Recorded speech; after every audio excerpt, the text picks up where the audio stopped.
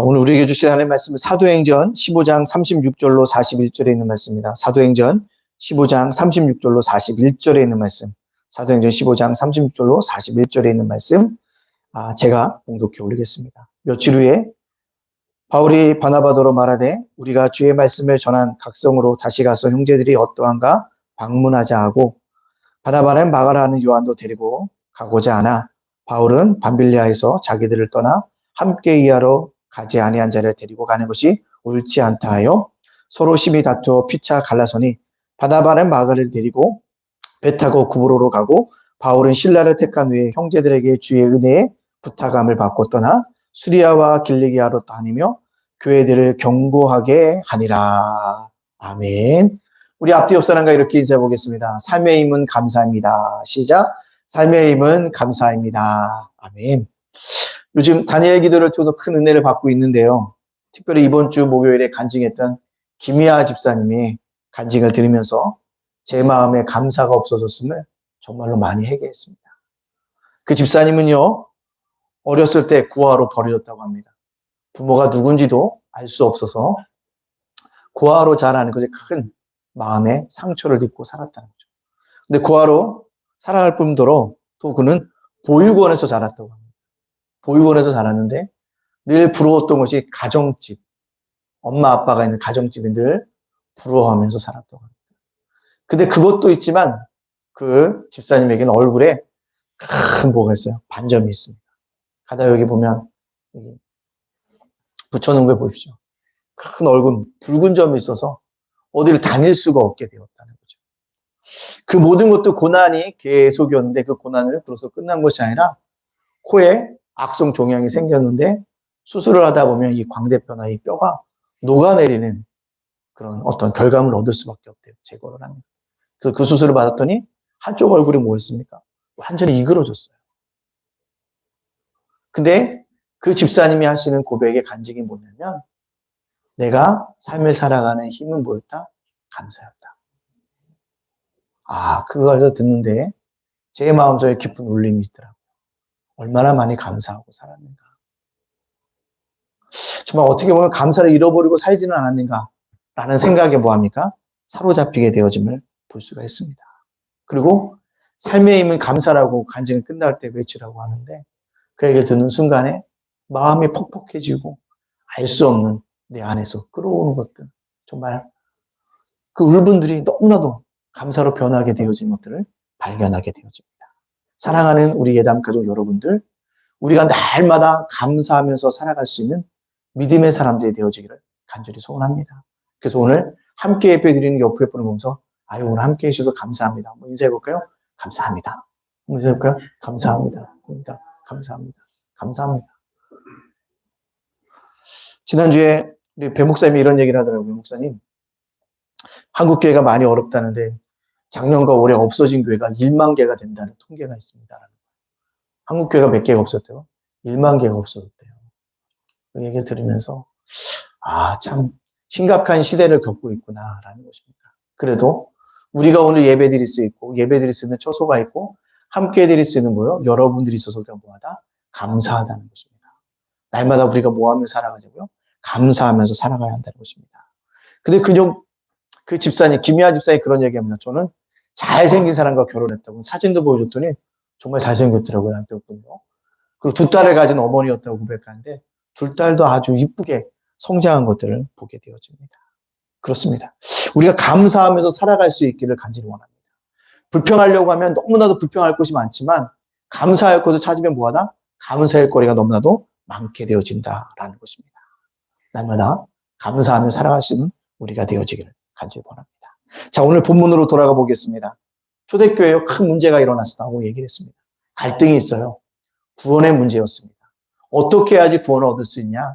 하나님의 은혜로 예수를 믿음으로 구원을 받을 수 있다라는 의견과, 하나님의 은혜로 예수님의 믿음도 구원을 받지만 거기에 플러스 할례를 받아야지만 구원을 받을 수 있어라는 그 갈등이 굉장히 초고조를 이뤘습니다. 그리고 예루살렘 공회가 기도하는 건데 만장일치로 한 마음으로 마무리 잘 되는 결정을 내렸다고 얘기했습니다. 어떻게 해요? 오직 하나님의 은혜로 예수님을 믿음으로 구원받는다는 그런 것들을 만장일치로 해서 안디옥 교회에 내려보냈습니다. 이제 큰 문제가 끝나서 이제 더 이상 갈등이 없어지는 것 같지만 오늘 본 본문에 보니까요. 사람 사이에 갈등이 일어납니다. 누가 싸웁니까? 바울과 바나바가 심히 다퉜다라고 얘기하고 있다는 것이죠. 둘이 갈등하는 원인이 무엇이었냐면 둘이 뭐랍니까? 우리가 전도했던 복음의 그 교회를 다시 한번 우리가 돌아보자. 거기에 동의했어요. 그때 전도 여행을 떠날 때 누구를 데리고 갈 것이냐라는 문제에 그들이 크게 충돌합니다. 그래서 오늘 본 말씀에 보면 39절에 이렇게 얘기하고 있습니다. 39절입니다. 39절에 서로 심히 다투어 피차 갈라서니 바나바는 마가를 데리고 배 타고 구브로로 가고 심히 다투어 피차 갈라서니 갈라섰다는 것입니다. 바나바는 마가를 데리고 가자고 얘기하고요. 바울은 제1차 전도 여행 때 상황이 힘들어서 돌아온 마가를 데리고 갈 수 없다고 거절하게 되어집니다. 결국 이 갈등을 해결하지 못하고 어떻게 해요? 바나바는 마가를 데리고 자기의 고향이었던 구브로로 가버렸습니다. 바울과 상의도 없이 화가 나서 그냥 가버렸다는 것입니다. 이것을 보면 파국이라는 생각들을 우리가 하게 되어집니다. 모신 것이 끝났구나 이제. 더 이상 회복의 여지가 없구나 라고 얘기할 수 있을 것입니다. 근데요. 참 희한한 건 뭐냐면 이렇게 둘이 갈라섰지만 주님의 교회는 더욱 뭐하겠다? 견고하게 세워졌다라고 얘기하고 있다는 것이죠. 41절에 이렇게 얘기하고 있죠. 거기 본문에는 올리진 않았어요. 수리아와 길리앗으로 다니며 교회들을 견고하게 하니라. 교회들을 뭐 했다고요? 견고하게 했다는 것입니다. 사랑하는 성도 여러분들, 둘이 갈라섰으나 더 견고해졌다는 것입니다. 문제는 뭐냐? 문제가 있지만 이 문제를 잘 해결해주면 우리가 뭐한다? 더 견고해질 수 있다는 것입니다. 코로나 시대에 어려움이 있고 코로나 시대에 많은 성도들이 마음이 갈라져 있고 믿음을 회복하기 위한 노력들을 해야 되는데 그 노력이 주춤거려져 있을지라도 주님의 복음의 능력들은 더욱더 넘쳐나서 우리를 뭐하게 할 거다? 견고케 하실 것이라는 것입니다. 갈라섰으나 어떻게 그들이 견고하게 되어졌을까요? 갈등에 더욱더 견고해질 수 있는 비결은 무엇일까요? 우리가 그것을 살펴봄으로 말미암아 함께 은혜를 나누고자 합니다. 첫 번째요. 갈라섰으나 견고하기 위해서는요. 하나님의 인도하심에 맡겨야 합니다. 하나님의 인도하심에 뭐 한다고요? 맡겨야 한다는 것입니다. 오늘 본문 말씀 36절과 37절 말씀 우리 화면에 있는데 다 같이 한번 읽어볼까요? 시작. 며칠 후에 바울이 바나바더러 말하되 우리가 주의 말씀을 전한 각성으로 다시 가서 형제들이 어떠한가 방문하고자 하고 37절 바나바는 마가라는 요한도 데리고 가고자 하나. 그렇습니다. 바울과 바나바는요. 주의 말씀을 전한 각성으로 다시 가기로 마음먹습니다. 제2차 전도 여행의 시발점이라고 할 수 있습니다. 이것에 대해서는 의견이 다 동의했습니다. 문제는 누구를 데려갈 것인가 라는 것에 대해서 문제가 나타납니다.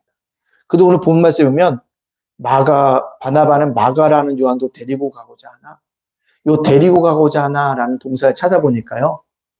물론 그 원어 성경에 찾아보니까 이 데리고 가고자 하는 건 단회성입니다.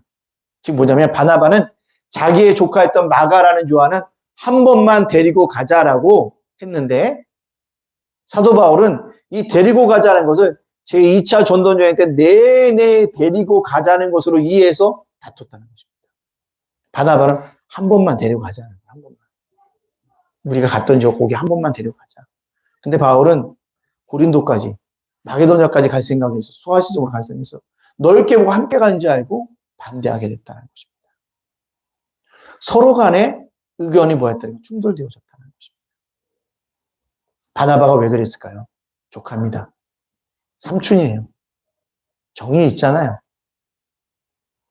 조카를 데리고 가고 싶은 마음이 있었다는 거죠. 아니면 또 마가가 제1차 전도회 때 돌아온 것들을 만회시키고자 하는 그 마음도 그 마음 속에 있었을 것입니다. 우리 조카가 원래 그런 사람은 아닌데 너무 힘들어서 왔으니까 이번에 다시 한번 보여주자. 기회를 줬으면 좋겠다고 얘기하는 것입니다. 그러나 사도 바울은요. 확고해요. 같이 갈 수 없다. 신뢰할 수 없는 사람과 같이 할 수 없다라고 이야기하고 있다는 것입니다. 이처럼 보면 바울과 바나바가 세운 제2차 전도 여행이 무산되어지는 것처럼 보여지게 되어집니다. 그렇습니다. 무산되어질 위기에 놓여 있습니다. 충돌하니까 마음을 합쳐서 가서 전도 여행을 해도 전도 여행의 효과가 나타날지 미지수인데 다투는데 결과가 나타나겠습니까? 이 결과가, 이 계획이, 이 모든 것들이 포기해야 될 상황에 있게 되어졌다는 것입니다. 그러나 기억하십시오. 두 사람이 갈라섰지만 하나님의 뜻은 세워진다는 것입니다. 어떻게 해요? 교회가 견고하게 세워진다는 것입니다. 사랑하는 성도 여러분들, 나의 계획이 백지화될 수 있습니다. 한 해 동안 열심히 살았는데 플러스가 될 줄 알았더니 뭐가 될 수도 있어요? 마이너스가 될 수도 있는 것이 우리의 인생입니다. 빛을 갖기를 원했는데 빛이 더 뭐 할 수 있습니까? 부채가 더 늘어날 수도 있다는 것입니다. 그러나 우리는 그 속에서의 하나님의 강권적인 뭘 봐야 합니까? 인도하심을 바라봐야 합니다. 그 속에서도 분명히 하나님 뭐하고 계시겠지? 일하고 계시겠지. 갈라진 가운데서도, 갈등하는 가운데서도 하나님이 분명히 일하고 계시기 때문에 모든 하나님께 인도하심을 보고 맡기면서 우리가 뭐합니다? 달려가야 한다는 사실입니다. 그럴 때 뭐한다? 역사가 이루어지게 되어진다는 것입니다. 모세가요, 40세 때 자기 민족을 구원하고자 했습니다. 자신의 계획이었습니다. 그러나 숲으로 돌아갔습니다. 40년이 지난 후에 80세가 되어졌을 때 하나님이 모세를 출애굽할 수 있는 이스라엘의 지도자로 부르셨다는 것입니다. 80세에 모세가 생각했던 건 뭘까요? 40년 동안 무명으로 세월을 살았어요. 꿈도 잃어버렸습니다. 비전도 잃어버렸어요. 아무도 자기를 찾아오는 사람이 없으니까 뭡니까? 초라합니다. 자존심도 무너져 내렸을 것이고 뭔가 내세울 만한 것이 하나도 없었을 것이라는 것입니다. 모든 것을 내려놓는 순간에 하나님은 이 모세를 통해서 원대한 위대한 출애굽의 역사들을 이루어 가시고 있다는 것입니다. 그렇습니다. 우리가 갈라섰으나 견고하기 위해서는요, 갈라섰으나 이렇게 힘들 때 하나님이 어떻게 인도하실 것을 우리가 뭐 할 때 바라보고 맡기고 나아갈 때 하나님께서 뭐 한다? 우리에게 보여주시는 은혜가 있더라는 것입니다. 그래서 우리가 뭐 하자? 바라보자는 것입니다. 하나님의 인도하심. 오늘 이렇게 힘든 가정을 겪을 때 어떻게 우리 교회를 사용하실지, 아니 우리 예담교회를 어떻게 사용하실지, 윤수일 목사를 어떻게 사용하실지 우리가 뭐 하자는 건 바라보자는 것입니다. 그래서 뭐 하자? 주님의 인도하심에 우리가 모든 것을 맡깁니다. 갈라섰으나 견고하게 되어질 것입니다. 사랑하는 성도 여러분들, 삶이 많이 힘드시죠? 지치시죠? 얻은 것이 하나도 없지 않습니까? 그러나 분명하게 고백해야 될 것은 하나님의 인도하심에 맡겨야지. 그 고백을 가지고 나간다면 하나님께서 분명하게 여러분들을 경고케 하여 주시는 은혜가 있게 되어 줄 줄로 믿습니다. 그래서 잠언 16장 9절 말씀 우리 다 같이 한번 읽어볼까요? 잠언 16장 9절에 있는 말씀입니다. 시작! 사람이 마음으로 자기의 길을 계획할지라도 그 걸음을 인도하시는 이는 여호와이시니라. 아멘. 사람이 계획을 한다 할지라도 그 걸음을 인도하시는 분 누구라고요? 하나님이십니다. 인도하심의 모든 것을 맡겨버리고 살아갈 수 있는 우리 성도님들이 되었을 때 갈라섰을지라도 실패했을지라도 넘어졌을지라도 얻은 것이 아무것도 없을지라도 마이너스의 인생이라 할지라도 경고케 되어지는 은혜가 있게 되어질 줄로 믿습니다. 이것을 바라보고 달려나갈 수 있는 저 여러분이 되어지기를 간절히 원합니다. 두 번째요. 갈라섰으나 경고케 하기 위해서는요. 우리 모두가 다 허물 많은 뭐라는 거예요? 존재라는 사실들을 인정해야 합니다. 허물 많은 존재라는 사실을 인정해야 합니다. 오늘 38절과 39절에 있는 말씀 다 같이 한번 읽어볼까요? 시작! 바울은 밤빌레아에서 자기들을 떠나 함께 일하러 가지 아니한 자를 데리고 가는 것이 옳지 않다 하여 심히 다투어 피차 갈라서니 바나바는 마가를 데리고 배 타고 구브로로 가고 바울과 바나바가 제2차 전도여행을 마가 요한 때문에 다퉜습니다. 동행녀 물고 힘이 다퉜습니다. 근데 이 글을 읽으면서 저는요 참 안타까움을 금할 수가 없습니다. 왜요? 두 사람은요 신약에 다윗과 요나단으로 비교될 사람입니다. 구약의 다윗과 요나단이 누굽니까? 요나단은요 자기 아버지 사울왕 다음으로 왕위 1순위를 차지할 수 있는 사람입니다. 근데 요나단이요 하나님이 다윗을 세우시기를 원하는 걸 알고 다윗에게 모든 것을 양보합니다. 왕위도 양보합니다. 그런 사람이었어요. 그리고 자기 아버지 사울왕이 다윗을 죽이려고 하는 마음도 알고요. 알려줬어요. 알려줬다는 것입니다. 이처럼 그들의 우정은 대단한 우정이었고 죽음을 넘어서서 왕위까지도 폭리할 수 있는 그러한 사람들이었다는 것입니다. 오늘 바나바 바울이 그렇다는 거죠. 사도 바울이 회심했을 때 아무도 믿는 사람들이 바울과 교제하려고 하지 않습니다. 그때요 바나바와 첫 번째 교제한 사람이 누구냐면 바나바입니다. 그래 난 네가 회심한 거 믿어. 나와 교제하자. 그리고요 바나바가 안디옥 교회를 바울로 초대해서 나와 함께 복음을 가르치자. 그렇게 부른 사람이 누구냐면 바로 바나바입니다. 또 예루살렘 교회 12사도들이 바나바와 교제하는 걸 꺼리는데 12사도들에게 데리고 가서 소개한 사람이 누구냐면 바로 바나바였다는 사실입니다. 굉장히 훌륭한 사역자이면서 동역자가 아닙니까? 이들이 이렇게 협력하고 함께 다님으로 말미암아 제1차 전도 여행에 놀라운 성과들을 거두게 되어졌다는 것입니다. 근데요, 제2차 전도 여행을 앞두고는요, 서로 심히 다투어서 갈라서기까지 이르게 됐다는 사실입니다. 이 사실이 우리에게 놀라움을 줍니다. 사랑하는 성도 여러분들, 우리는 이 모습을 보면서 우리가 연약함을 인정해야 합니다.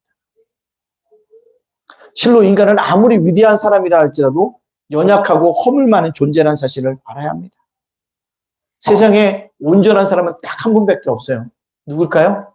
예수 그리스도십니다.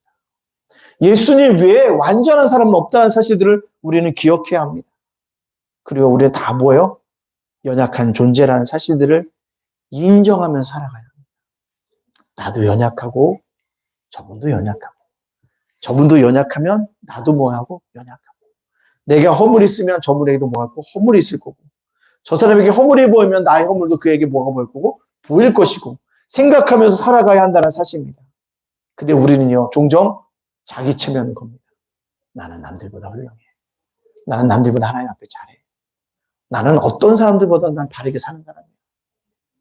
나는 하나님 앞에 정직한 사람이야. 저 사람은 때때로 볼 때 저렇게 보이지 못하지만 난 그렇지 않아.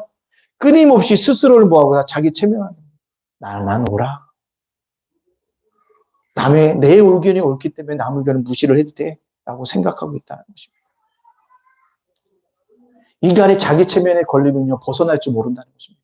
그러나 우리가요 꼭 기억할 것은 다 허물 많은 존재라는 사실들을 인정하고 살아가야 합니다. 그럴 때 뭐예요? 서로 이해가 돼요. 서로 뭐합니까? 양보가 됩니다. 서로 뭐가 됩니까? 배려가 된다는 것입니다. 오늘 바울과 바나바가 같이 위대한 사도였지만 갈라서고 다툰 것은요 자기만 옳다고 주장했기 때문에 그렇습니다. 타협점을 찾지 못했다는 것입니다. 바울과 바나바의 전도여행에 큰 뭐예요? 오점을 남기는 사건이 되어졌다는 사실입니다. 그렇습니다. 갈라섰으나 경고케 되기 위해서는요 서로 허물 많은 존재라는 사실들을 인정해야 합니다. 부부가 함께 살아도요 허물 많은 존재라는 사실 서로 인정할 때 보니까 하나가 되기 쉽다는 사실들을 여러분 꼭 기억합니다. 다 우리는 허물 많은 불완전한 존재인 것입니다. 믿음의 조상이 누굽니까? 아브라함 아닙니까? 믿음의 어미가 누굽니까? 사라가 아닙니까? 그럼 아브라함과 사라에는 약점이 없습니까? 아브라함과 사라에는요 약점이 있었어요. 어떤 약점입니까? 사라는요 하나님이 자기를 인신하지 못하게 하니까 아브라함에게 얘기합니다. 하갈에게 들어가라. 그를 통해서 아들을 나에게 알라고 합니다. 참 애처가인 아브라함이 뭐합니까? 사라의 말을 듣고 하갈에게 들어가잖아요. 그 일로 인해서 하갈이 임신하게 됩니다. 임신한 하갈이 사라를 우습게 여깁니다. 화가 나서 뭐합니까? 사라가 너로 인해서 임신한 하갈이 나를 못마땅하게 생각하니 그녀를 내쫓으라. 아브라함이 뭐합니까? 그 얘기를 듣고 내치잖아요. 애처가로서 사라의 말을 다 합니다. 내칩니다. 왜요? 왜 그렇게 행동할 수 있었을까요? 아브라함과 사라는요 미안하지만 나는 하갈보다는 위에 있는 사람이야. 난 하갈보다 나은 사람이라는 생각이 있었습니다. 나은 사람일까요? 아닙니다.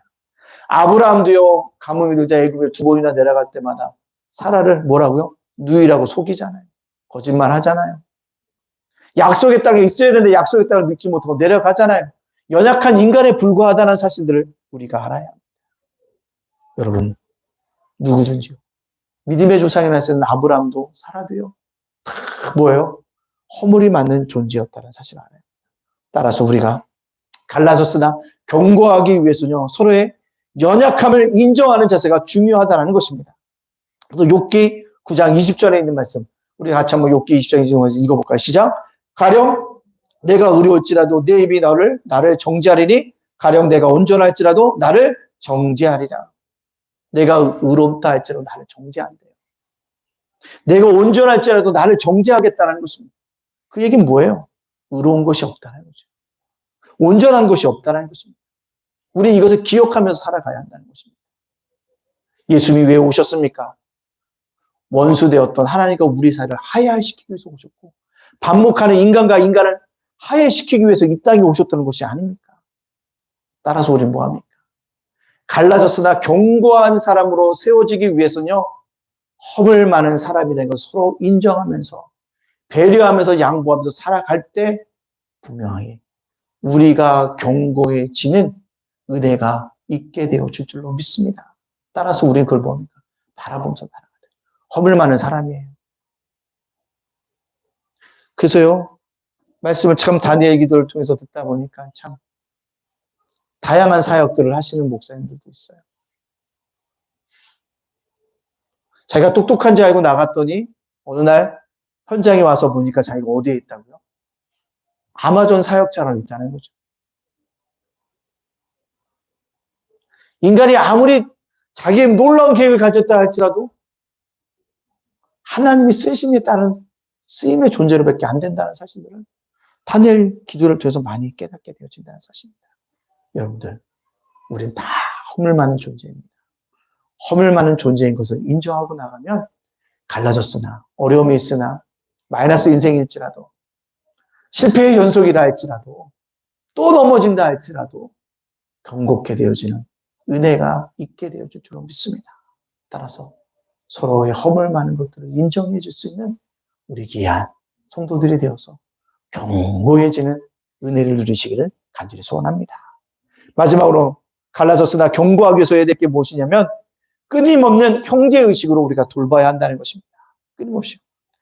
세계 최초로 선교사를 파송하여 많은 이방인들을 전도하고 여러 교회를 세운 안디옥 교회, 그들이요 율법주의자들의 공격으로 인해서 어려움을 당했습니다. 그것이 해결된 다음에요, 이제 다시 복음으로 세워진 그 새로운 교회, 연약한 교회들을 돕기 위해서 이들은 떠나고 있습니다.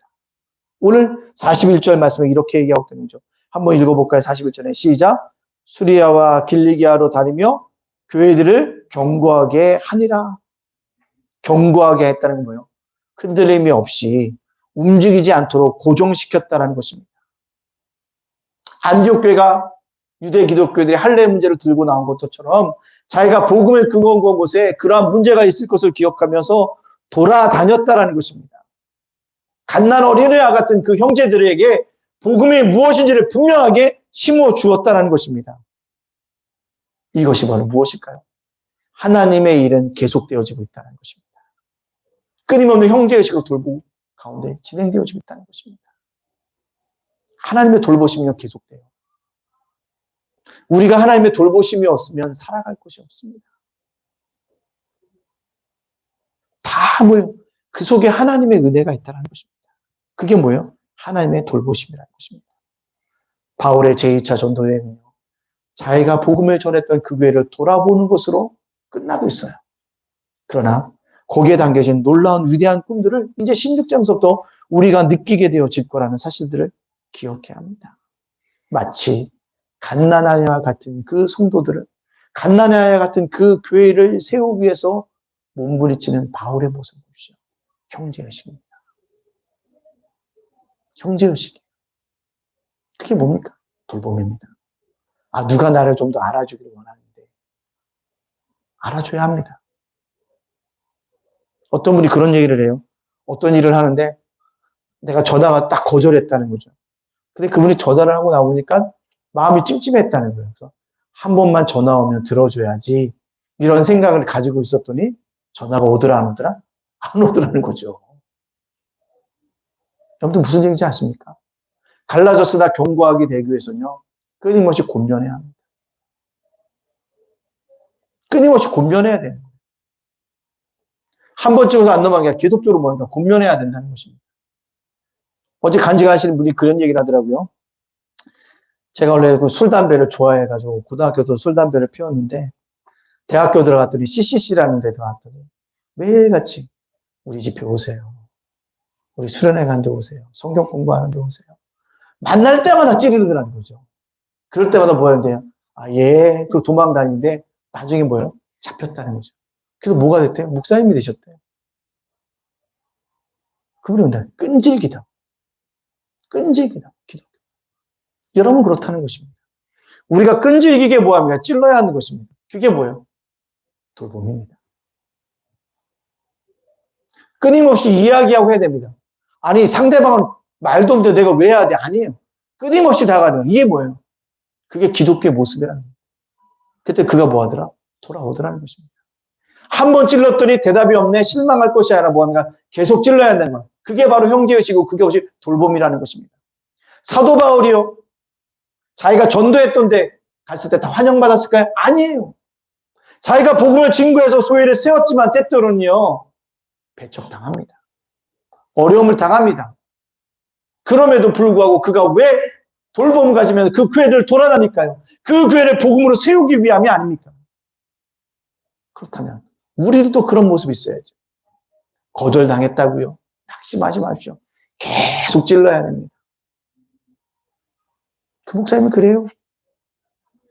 1학기 내내 찔림을 받다가 피하다 결국 여름 수련회 갔다가 거기서 큰 은혜를 받고 목사가 됐다는 이야기를 들었습니다. 6개월을 찔린 거예요. 6개월. 한 학기 내내. 2월 달부터 만나서 계속 찔림을 당하다. 여러분, 우리 안에 이런 돌봄이 있어야 합니다. 사도 바울도 이러한 돌봄을 가지고 뭐니까 감당하고 있다는 거죠. 그럼 돌봄의 마음의 자세가 무엇입니까? 고린도후서 11장 28절과 29절에 이렇게 얘기하고 있습니다. 한번 띄워주세요. 고린도후서 11장 28절 29절. 다 같이 한번 읽어볼까요? 시작. 이외의 일은 고사하고 아직도 날마다 내 속에 눌리는 일이 있으니 곧 모든 교회를 위하여 염려하는 것이라. 누가 약하며 내가 약하지 아니하며 누가 실족하게 되면 내가 애타지 아니하더냐. 교회를 위해서 염려하고 있다는 거죠. 누가 약하면 나도 약해지는 것 같고 누가 실족하면 애탄다는 것입니다.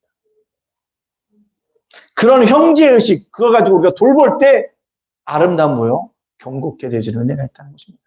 아, 오늘도 또 교회 안 나왔네. 아, 이 사람들 왜야? 라고 하는 것이 아니라 뭐예요? 교회 오라고 계속 권면해야 되는 거예요. 어제 들으면서 그 설교 들으면서 깨달은 게 그거예요. 그 목소리 간지되면서.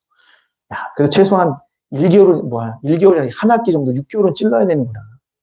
계속 찔렀다. 여러분들 찔러야 한다는 거죠. 찔러야 한다는 거죠. 그 뭐합니까? 말이라는 것입니다. 이것이 형제입니다. 성공적인 사역자였지만 그는 끊임없이 지속적으로 돌봤다는 것입니다. 미국의 클린턴 대통령이요. 특별한 경제 정책이 없이 8년 동안 미국이 경제적 호황을 누렸습니다. 미국이 경제적 호황을 누릴 수 있었던 이유가 있었습니다. 뭔지 아십니까? 바로 클린턴 입에서 시작되었다. 그는 자고 일어나기만 하면 참모들과 장관들한테 늘 물었다는 거죠. 오늘 경제는 어때요? 오늘 주가는 어때요? 오늘 주가가 왜 떨어졌대요? 오늘 주가가 왜 이렇게 많이 올랐대요? 아니 이 기업은 왜 이런 문제가 있어서 이제 신문에 나온 거예요? 매일같이 물었다는 거죠. 이 수용품이 없다며요? 왜요? 참모들이 처음엔요, 장관들이 처음에 대답을 준비하다 보니까 기업들에게 뭐예요? 자꾸 압력을 가하게 되죠. 기업들도 대답을 해주려고 계속 뭔가 준비해서 허리를 올리고 하던 가운데 뭐 했다? 미국이 경제적인 호황을 누리게 됐다는 것입니다. 아무런 정책도 없었는데 단지 뭐요? 경제만 챙겼다면 오늘 주가는 어떤데요? 오늘 주가 예상은 어떤데요? 주가가 오를 것 같아 내려갔대요. 왜 내려간대요? 왜 올라가지 못하죠? 저 기업은 뭐가 문제입니까? 매일같이 물었다는 거죠. 참모들이 답변을 못하면 창피를 당할까? 그의 입 한마디를 통해서 뭐예요? 경제에 활력을 불어넣어서 빌 클린턴 대통령이 있을 때 미국의 경제 동향을 크게 늘렸다고 전문가들이 하나같이 얘기한다는 거죠. 입만 열었는데도 불구하고 뭐했다? 역사가 일어났다는 것입니다. 마찬가지입니다. 우리도 형제의식을 가지고 자꾸 돌봐야 됩니다. 말할 때마다 계속 얘기해야 돼요. 우리 집사님 왜 안 오셨지? 내가 전화 한번 해봐야지. 왜 그랬지? 뭐 해봐야지. 끊임없이 이야기를 하셔야 한다는 사실입니다. 전화하지 않더라도 때때로는 그 말한 가운데 속에 뭐요? 그가 찔릴 받고 돌아온다는 거예요. 이게 영적인 거예요. 우리는 이제 그 일들은 뭐합니까? 감당해야 한다는 것입니다. 바울은 끊임없이 복음으로 돌아온 갓 들어온 이방 기독교인들을 챙기고 돌보며 기도해 주었다는 것입니다. 그리고 그들에게 나온 것이 뭐예요? 바로 형제의식이었다는 거죠. 신약 성경에 13권을 쓴 사람이 누굽니까? 사도 바울이에요. 사도 바울이 쓴 게 뭐예요? 바울서실 아닙니까? 13권의 바울서실을 썼어요. 왜 편지를 썼는지 아십니까? 문제가 일어나서 편지 썼어요. 왜? 직접 가고자 하니까 지금 좀 교통이 편한 게 아니잖아요. 한 달, 두 달씩 걸릴 수 있는 데를 갈 수가 없어요. 그러니까 다 편지를 써서 보낸 거잖아요. 문제가 생기면 이렇게 하는 것이 옳지 않겠냐. 교리 문제가 하면 이렇게 생기는 것이 아니라 로마서에게는 구원론이 무엇인지, 죄가 무엇인지, 어떻게 구원받는 것인지 그걸 알려주는 거잖아요. 끊임없이 말 대신 편지를 써서 그가 믿음의 교회를 세워갔다는 사실입니다. 이제는 바울은요, 이것들을 확인하기 위해서 직접 가고자 하는 수고를 아끼지 않다고 했다는 것입니다. 제2차 전도여행은 그렇게 출발하게 됐다는 것입니다. 자기 열심으로 유대인들이 이방인 기독교들을 괴롭히는 사람들에게 그것이 옳지 않다는 것을 알려주기 위해서 갑니다. 마음의 문을 보고 이방인들에게 복음을 증거하기 위해서 가고 있습니다. 교회적인 사명을 감당하기 위해서 문을 열고 두드리고 있다는 것입니다. 이것이 바로 형제의식의 발로입니다. 사랑하는 성도 여러분들, 우리도 형제의식으로 서로 돌봄이 있어야 합니다. 그래야 갈라섰을지라도 없을지라도 실패했을지라도 넘어섰을지라도 다시 뭐한다고 경고케 되어지는 은혜가 있게 되어집니다. 따라서 적극적으로 형제의식을 가지고 돌봄을 가지고 우리가 살아갈 수 있는 우리 성도님이 되어진다면 우리 교회는 날마다 부흥하고 성장하게 되어질 것입니다. 교회는요, 시련을 당한다면 더 성장합니다. 격망하지 마시죠. 누군가가 이 자리를 채워줄 것입니다. 누군가가 이 자리에 알게 모르게 기도해주는 영혼들이 있을 것입니다. 그것들을 바라보며 나가야 한다는 것입니다. 잠언 27장 23절에 이렇게 얘기하고 있습니다. 우리 다시 한번 읽어볼까요? 시작. 내 양떼의 형편을 부지런히 살피며 내 소떼에게 마음을 두라. 아멘.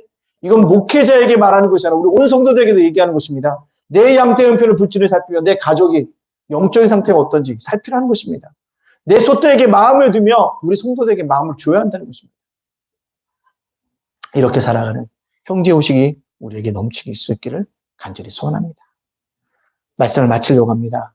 우리나라에서 가장 인기 있는 커피 전문점을 뽑으라면 어디일까요? 별다방입니다. 스타벅스입니다. 스타벅스 하면 생각나는 인물이 딱 한 사람이 있어요. 누굽니까? 스타벅스를 창업했던 하워드 슐츠입니다. 그가요, 엄청나게 스타벅스가 성장하게 되니까요, 2000년에 회장직을 물러놓고 나는 좀 더 뭐 하겠다? 어려운 사람들 돕겠다는 일을 하게 되어집니다. 근데 그 후에요, 스타벅스가 과도한 확장의 전략으로 인해서 경쟁하다가 적자의 늪에 빠지게 됐다고 합니다. 그래서 2008년에 다시 스타벅스가 한 사람에게 손을 내밉니다. 누구냐면 바로 하워드 슈츠입니다. 하워드 슈츠가 CEO가 돼서 와서 보니까요, 스타벅스가 뭔가를 놓쳤다는 거죠. 그래서 첫 사장단 회의를 하면서 구호를 하나 외쳤습니다. 그 구호가 뭐냐면 리포커스 투 커피. 리포커스 투 커피. 커피에 다시 뭐하라? 포커스를 맞춰라. 확장시키는 데 말고 커피라는 거기에 뭐하라? 리포커스. 포커스로 집중하라는. 그래서 전 직원으로 미국의 전 직원들에게요. 일주일 동안 스타벅스 다 쉬게 하고요.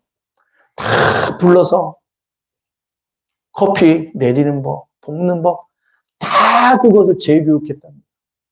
엄청난 적자를 감수하고도 그런 일을 했다는 것입니다. 그런 일을 한 다음에 그가 얘기했던 게 뭐냐면 스타벅스 직원들은요, 세상에서 가장 맛있는 커피를 내릴 수 있는 사람이라는 그런 자부심들을 그에게 심어줬다는 것입니다. 그리고 적자로 8년 동안 허덕이던 스타벅스가 다시 뭐합니까? 그 교육을 받은 다음에 다시 흑자로 돌아서게 되어졌다는 것입니다. 제가 이 말씀 드린 이유가 뭘까요? 그렇습니다. 우리가 코로나로 인해서 우리 성도들이 다 터졌어요. 이제는 신앙을 회복해야 될 때입니다. 어떻게 해야 될까요? 신앙은 미안하지만 혼자 한다고요? 아닙니다. 공동체 안에서 해야 합니다. 장작이 활발 타오르기 위해서는 흩어지면 쉽게 식습니다. 장작이 타오르면 함께 모여야 합니다. 그래서 뭐 합니까? 우리가 다시 예수님께 포커스를 맞춰야 합니다. 리포커스 투 지저스. 예수님께 초점을 제일 맞춰 나갈 때 회복의 은혜가 있다는 것입니다. 여러분 삶 속에 다시 한번 예수님께 초점을 맞춰 살아갈 수 있기를 간절히 소원합니다. 나를 구원해 주셨던 예수, 나를 위해 십자가에 죽으셨던 예수님, 그 은혜가 아니면 오늘 살아갈 수 없는 존재인 것을 깨닫는 사람들, 그 은혜가 다시 회복해야 합니다. 누군가가 나를 위해서 기도해 주는 것을 만족하지 말고 나도 이제 누군가를 위해서 기도해 줘야 되는 사람으로 바뀌어지는 것, 그렇게 살아야 되지 않습니까? 누군가가 나를 챙겨주기를 원하는 것이 아니라 내가 누군가에게 챙겨주어야지라는 것, 그런 사람으로 변해져야 하는 것입니다. 누군가가 나를 알아주겠지 라는 신앙은 아주 갓난하게 초보적인 신앙이라는 사실입니다. 챙겨주는 겁니다. 그리스도의 사랑을 챙겨주는 겁니다. 나눠주는 것입니다. 그리고요, 사랑을 나눠주는 것, 수 있는 사람, 리포커스 투 지저스.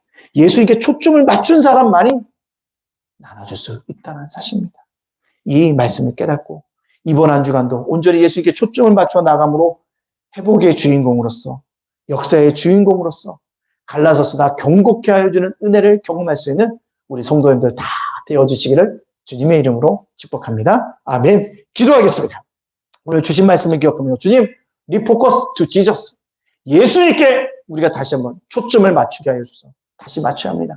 그런 삶을 되게 해달라고 이 시간 주 앞에 기도하며 담대히 나가도록 하겠습니다. 함께 기도합니다. 사랑의 하나님, 능력의 하나님, 우리 붙드시고 우리를 인도하여 주시는 귀한 역사 일어나기 원합니다. 우리가 다시 한번 아버지 주님께 포커스를 맞춰 나가기를 원합니다.